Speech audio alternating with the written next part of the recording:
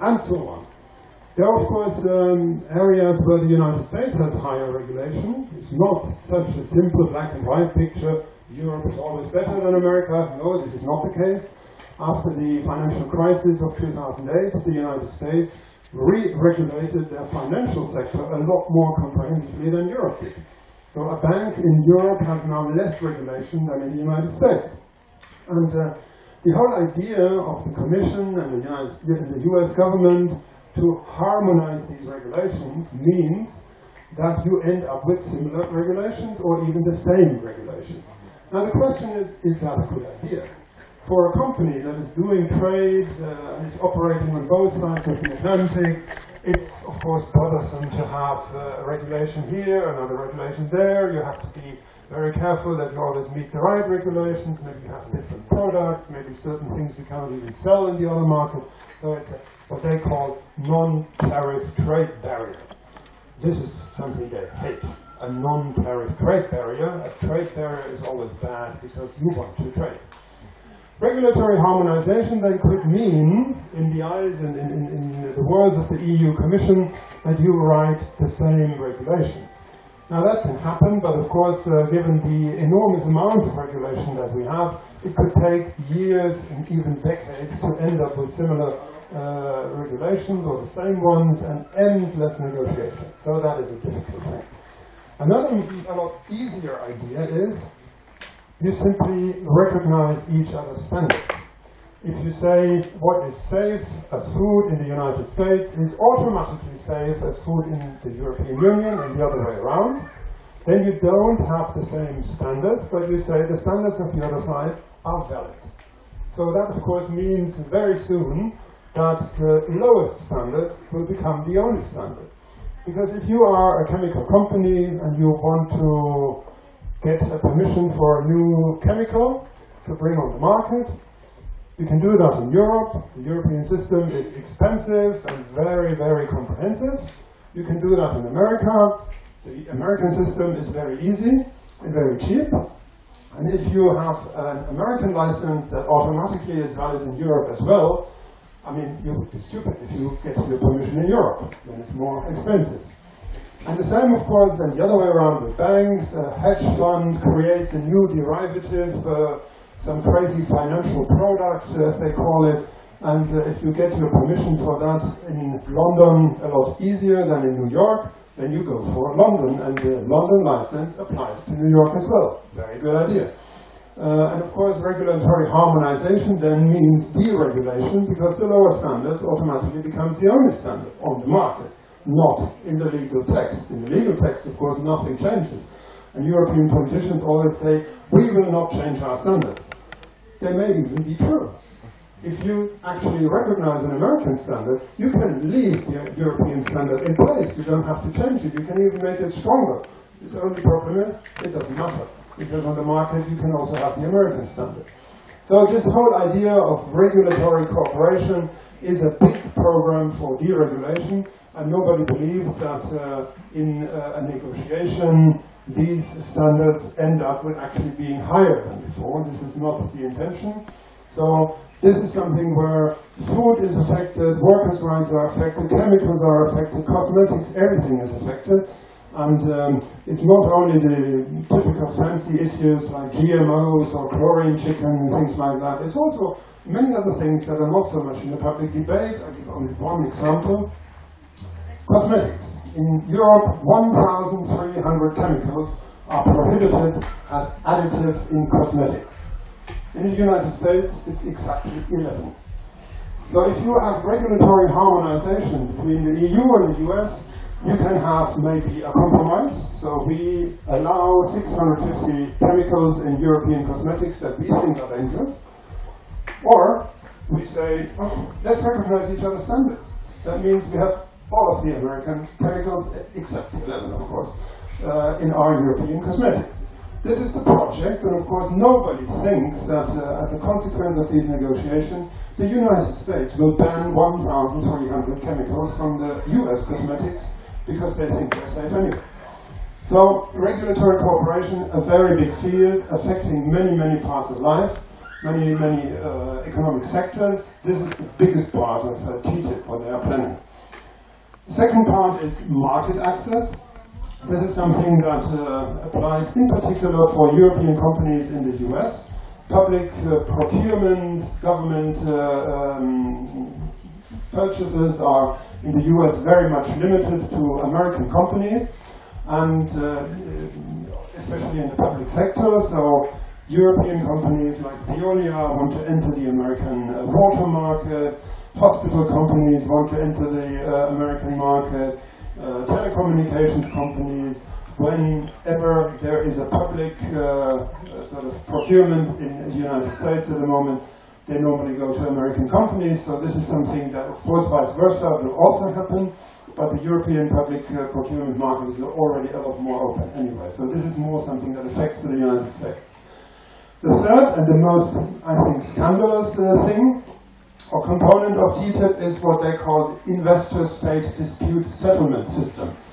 An investor that is normally a company, and if you have not succeeded with regulatory cooperation to lower the standards, or if the government has the crazy idea to actually increase the standards, maybe there's a change in government after an election, and a new government wants to have higher standards, that of course will be bad for some companies who have made a business model on lower standards.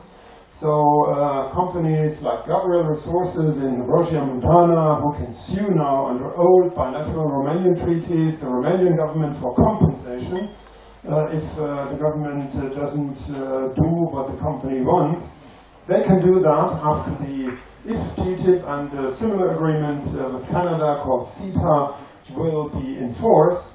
They can do that all over Europe, and of course that will be something where you can be sure that they will use these opportunities. We have a few countries in Europe that already have such bilateral investment treaties with the United States and with Canada. I think it's 9. But if you look at the volume of foreign direct investment in the EU, it's only from the US and Canada, it's only 1%. The other 99% are not covered by such possibilities for investors to sue a government. Germany has now the first case in our history where we are being sued. It's a Swedish company called Vattenfall who is suing Germany because Germany has closed their nuclear power stations. Now they want to get compensation of, again, 3.7 billion euros because their nuclear power stations were closed. So you can still, if TTIP becomes law, a government can still do what they want. They can still regulate, they can even close nuclear power stations or stop Rosia, Montana gold mines, but they have to pay a lot of money for that. And that's taxpayers' money. And I think this is such a perverted system. If you have a fully fledged democracy, and the United States and Canada and the European Union are fully fledged democracies, we have legal systems that operate, that work, and we don't need a parallel system for corporations who can even overturn decisions by a Supreme Court of Romania or Germany or the United States. These 3 components, I think, are the key substance of TTIP, and they would be enough to say no to that agreement, to this proposed agreement. But what comes on top of that is the total secrecy in which these negotiations are taking place. We are talking about these things because we have gotten a lot of leaked documents. More and more civil servants, more and more bureaucrats are unhappy with this course of events, and they give papers to NGOs, to journalists, and things like that, because they can no longer accept what is taking place here behind closed doors. The European Commission has said they want to be more transparent, but the reality is these negotiations are indeed more transparent than they used to be, but not because of the Commission, but despite of the Commission. And the reality of these negotiations is the Commission negotiates. It's not the member states of the EU. The Commission, of course, takes directives from the member states. The negotiation mandate for the Commission was agreed by the member states' governments. They decided to keep it secret. It was leaked 4 weeks later and was published on the website of a French TV channel. Now, they argue we have to keep that secret because if the United States knows our internal documents, our negotiation position will be undermined. Seems they never heard of NSA, but even if you accept that, what is not acceptable is that they also keep documents secret that they put on the table to the US and vice versa. The negotiation documents, of course, are known to the other side. That's the very nature of these documents. They're also being kept secret, not only before the public, but also before the European Parliament, before your national parliament, before the Swedish or the Greek or the Spanish national parliament. They're kept secret, and they're kept secret for a reason. Because if you look closer into the leaked documents, you quickly find how much the Commission is lying to the public when they say, oh, of course we will maintain our European standards. Of course, then you look into the leaked document and you find this proposal of mutual recognition of standards. And you know, in a strictly technical term, they didn't lie, but in substance, it was a big lie. And things like that can only be, of course, discovered when you have access to the documents. The situation is now that after 6 negotiation rounds, the Commission has run into a growing resistance among European public and also in America. Criticism is growing stronger. Negotiations on the investor-state dispute settlement are put on hold, but on the rest they're still negotiating. I think the key point in the next year will be whether we can stop the parallel treaty with Canada called CETA. Unlike TTIP, which is in the beginning of negotiations, the Canada agreement was already started in 2008. They have now concluded the negotiations a few weeks ago. The treaty, in a sense, is finished. The text is still not public, but it was leaked. You can download it from the website of German television, but it's 1,500 pages. Be careful. And we will see in the next months whether we can stop that agreement. It's not so much about regulatory cooperation, but it has all the same hilarious investor-state dispute settlement clauses. And if we can stop that treaty, I think TTIP is dead on arrival. I think this is very clear. On the other hand, if we cannot stop CETA, the Canada agreement, it's still possible to stop TTIP, but then it will be a lot more difficult. So I think we have to look at these two agreements in common, and they are agreements that can be stopped by the European Parliament, by the American Congress or Canadian Parliament, and by any single of the 28 member state parliaments. You need approval of 30 parliaments. 28 European ones, the European Parliament, and the American or Canadian one. And I think it should be possible to get at least one to say no. If it's Romania, it would be great. We work in our country to have Germany to say no. And if any other country is faster than we are, wonderful. So, I think that's my contribution.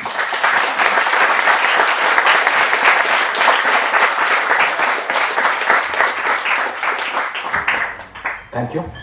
I will now go through the same topics that Jürgen already talked about. Again, we're trying to find examples that especially are important for Romania.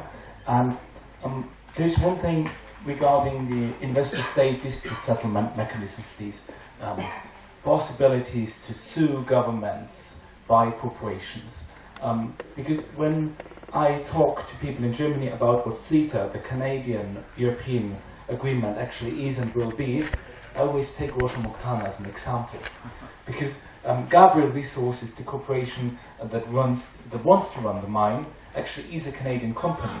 And many of the mines that also our friend from Finland talked 2 days ago about are run by Canadian companies. Canadian companies have a huge experience in very dirty stuff such as tear sands and fracking and mining and big, huge open pits. So when I talk to people in Germany about what is the CETA, I always say it's similar to the TTIP regarding these investor-state dispute settlement mechanisms, and you can see how bad that is if you look at Russia, Montana, because the project that this Canadian company here has is really, really, really bad, and you can explain how they want to explode 4 mountains and have huge amounts of cyanide stored in a huge lake, and then there are circumstances under which the corporation that invested in here could sue the Canadian, well, the Romanian government for not allowing them to do so.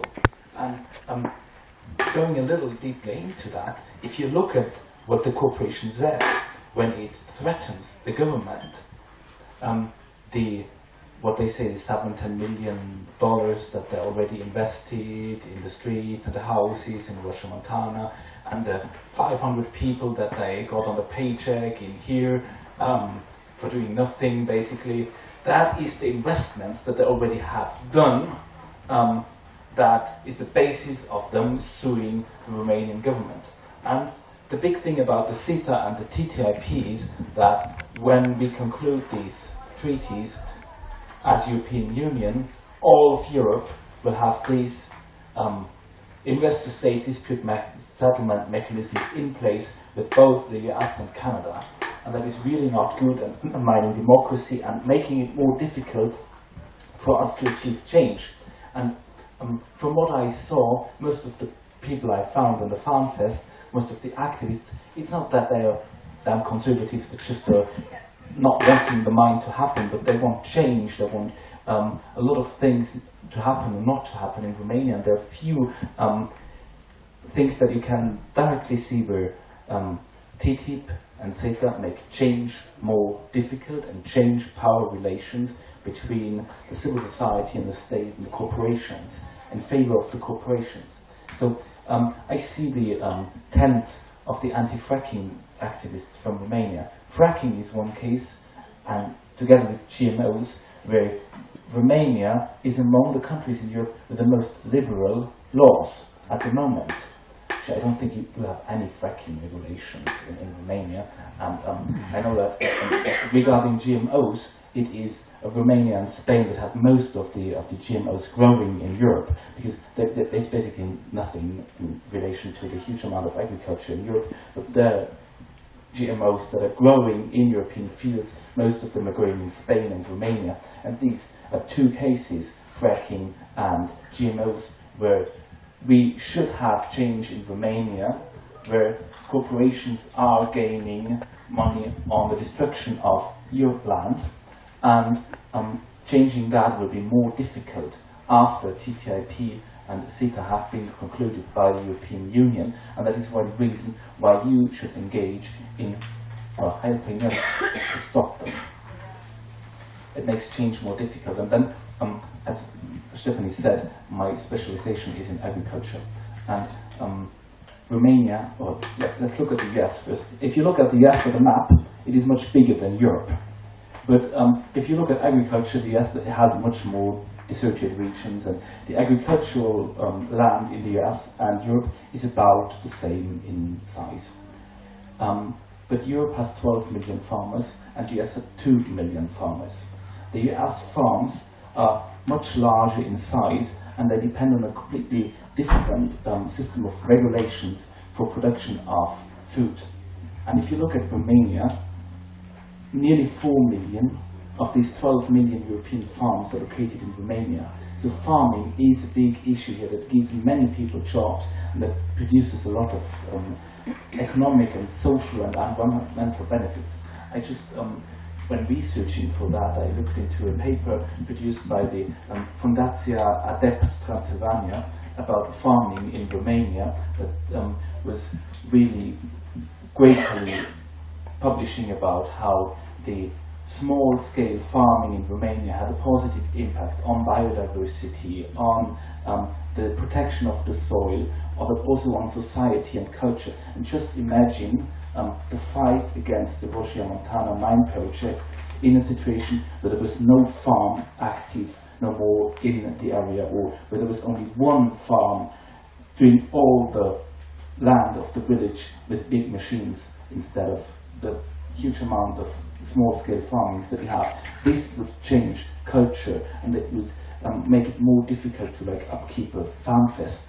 So you should try to keep the huge amount of farms that you have in Romania, and there already has been a huge decline in farming, in the amount of small-scale farms in Romania in the last years after the accession to the European Union. But now, speaking of opening markets and harmonization of regulations, we will put the European farmers in direct competition with the farmers from the US that can apply different, that have different possibilities because they can use different regulations and that are in size much, much bigger. So there are examples for farms, milk production farms in the US that are 3 kilometers long, but the stable is 3 kilometers long. So if you put our European style farming, as different as it is, in direct competition with those farms, you can be sure that one side is losing. And then it becomes much more difficult for people to make their living on farming in that situation of competition with North American farms, and that in the end, as the projections are, that many farmlands in Europe that aren't as productive will be, like say, given back to nature. But that's not really a good thing. You might think it's a good thing that you give stuff back to nature, but in the end, that is a destruction of culture and destruction of biodiversity if you have woods instead of the meadows around here. So there are 3 points that I wanted to highlight, and one is the investor-state dispute settlement mechanisms, which undermine democracy. Then it's all the regulatory cooperation and again the dispute settlement mechanisms that make change more difficult. And then it's farming, which will come under huge pressure due to the TTIP and the CETA agreements. And that is why I think the Romanians should join us in fighting, and I'm very, very happy that there are a lot of Romanian NGOs that we already have on board with our European Citizens Initiative that now Michael will introduce to you.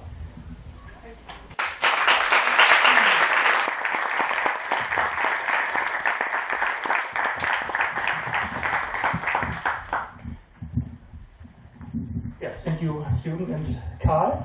So you've heard quite a lot, I think, about the danger and the threats of the TTIP and the CETA in general, and in special to Romania. And the question is now, what can we do? And if we look at the picture of the activity against TTIP and CETA, we see a lot of activity that is going on in some countries, especially in Austria, in Germany, in a little bit in France, also in Romania. There's a little bit activity, there are demonstrations, there are some smaller petitions, there is lobbying, but what is missing, from my point of view, is a common European-wide campaign against these treaties, because this is a European treaty. If it's going to be enacted, it will be a binding law for 500 million people in Europe, and of course for hundreds of million people in the US. And by the way, we have strong contacts also to US NGOs and to US citizens. It's not an anti-American approach, of course. There are a lot of concerns also in America. There are also some interests of the European industry that is not very good. For example, the financial services industry is very aggressive, the European financial services industry, and they want to deregulate American standards. So it's not against US, of course, it's not against trade or free trade in general, but it's against the really dangerous threats, ISDS, regulatory cooperation, and the standard issues that Jürgen addressed. So the question is, what could we do? And we figured out that we have one instrument in Europe that is enshrined in the European treaties, and I'm not sure whether you've heard about it already. It's the European Citizens Initiative. It's an instrument, I would call it an agenda-setting instrument. It means that 1 million citizens from the EU can sign a text, and the European Commission has to think about this text and has to take it into account, has to take a decision whether it will take and put forward a legal act or not. It is not a binding instrument in the sense like a referendum. So when you have a yes or no vote, when you say, okay, let's have a vote on nuclear power plants, and if the majority of the people says yes, hopefully not, then there will be nuclear power plants. If the people say no, hopefully yes, then there will be no nuclear power plants. So it's a binding instrument. This is not possible on a European scale. I'm not sure whether this is possible in Romania. It's even not possible in Germany at the national level. The most far-reaching instrument, the most far-reaching formal instrument we have is this European Citizens Initiative. And we have one example that could give us, I think, still a little bit hope that it could make a difference. And this example is the Right to Water campaign. A campaign against deregulation and privatization of water. And they used this instrument a couple of years ago, and they said, hey, European Commission, you want to liberalize the markets also for water services, and we are against that. And this was a real successful campaign. They managed to gather 1.7 million signatures. There were a lot of TV coverage, a lot of media coverage, and the European Commission was totally surprised by this resistance, and they said, okay, that's interesting, so we will change our plans. And their plan was to include water in the concessions directive, and they changed and said, okay, no, we will not include it, and that's all. So this was a big success, because this concession directive would have further liberalized also water services in Europe. There was also a second part of the ECI water, the access to water, that was not implemented by the Commission. But if you talk to these people that started this ECI, this were public services unions from I think most of European countries, they still say this instrument, this ECI, was a success. So this is one, not the only one, but one precedent for us, and one example that it could be possible to reach out at least to people and maybe to change the mind of politicians. That's why a couple of months ago, a coalition of now more than 190 organizations decided that we should prepare such a European Citizens Initiative. We spoke together and we said, okay, let's have a legal analysis. It's possible to have an ECI against TTIP. And up to our knowledge, and we have created a legal opinion on that, it is possible to have a European Citizens Initiative against TTIP, because TTIP is a project of the European Union. This is in the hands of the European Commission, and if the European Commission has something to do, or can something do, then it's also possible to have a European Citizens Initiative in general. And so we are quite optimistic legally that's possible to have to use this instrument. So, and we talked about this instrument, and we said, what should be the text of the instrument? And that's quite simple, and I have it here, and I can just read it to you. It's only one sentence, so very basic. We invite the European Commission to recommend to the Council to repeal the negotiating mandate for the TTIP and not to conclude the CETA agreement. This is a little bit a technical language, of course, due to the fact that we have to address the European Commission, but it's very clear we want to stop TTIP. We want to stop the negotiations, and we want the CETA agreement not to be concluded. So it's not, let's say, a compromise campaign. It's a clear campaign with a simple, easy, and hopefully strong message that every man, every woman in Europe will understand, and hopefully a lot of people will sign. So what's the state of play of this European Citizens Initiative? In order to get an ECI started, you have to register it. Register means that the European Commission has to take a decision whether an ECI is possible or not. That's a legal decision. As I talked about, we are quite optimistic that they have to register it, and we applied for that at July 15, so 4 weeks ago, and they have 2 months' time to decide on it. So by September 15, we will know whether it's possible to launch this campaign and really to get active and to get started it. We cannot